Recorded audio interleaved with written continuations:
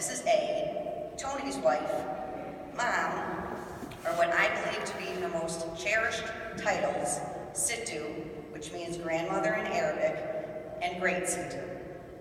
Most of those names were listed in icing on my mom's 85th birthday cake, which made ordering her 90th birthday cake so much easier. I believe in my mom's case, the number of nicknames she had was in direct correlation to the abundance of love and respect she both gave and received. The origin of all of those names is pretty easy to determine, except for one. When the little boy who lived next door to my mom in St. Louis couldn't pronounce Sadie, he called her Dido, and it stuck. She was a role model for those of us lucky enough to look up to her while growing up. She moved away from her tight-knit family in St. Louis when she married Dad and was somewhat of a single mother to Mike, Tom, Joanne, and me, making sure our needs were met while Dad was on the road out of town every other week working so hard. She never shied away from a challenge, as evidenced by her raising her hand decades ago at Eastland Mall when the Detroit Pistons legend Bob Lanier was there, asking for someone from the crowd to shoot a free throw. When she was called upon, I thought, oh geez. But in her cool, calm, and collected manner, she stepped up to the line and with the old-fashioned underhand technique, swish. That's my mom. She sometimes called things by the wrong name, like Cheerios. To her, they were Cheery Oats. I would correct her from time to time, but it didn't matter. To her, they were still Cheery Oats. One day, for whatever reason, I searched the history of Cheerios, and don't you know, at the time of their origin in 1941, they were called Cheery Oats. So, she was right.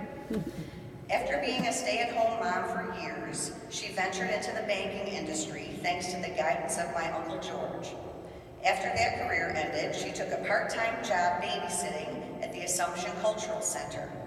Dad referred to her place of employment as Nannyville. She loved it there. We called her car the Sittu Mobile.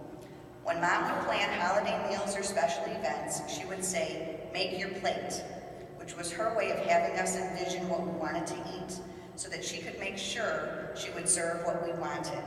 She always made people feel welcomed, loved, and special, and making sure they ate well was just one way of accomplishing that. The reason I mention these things is because I'd like to ask that you keep my mom's memory alive in the following ways. Have a nickname or 10 and embrace it with pride. Don't be afraid to challenge yourself and think of my mom whenever you see someone shooting a free throw. Give your job or place of employment a name. Give your vehicle a name.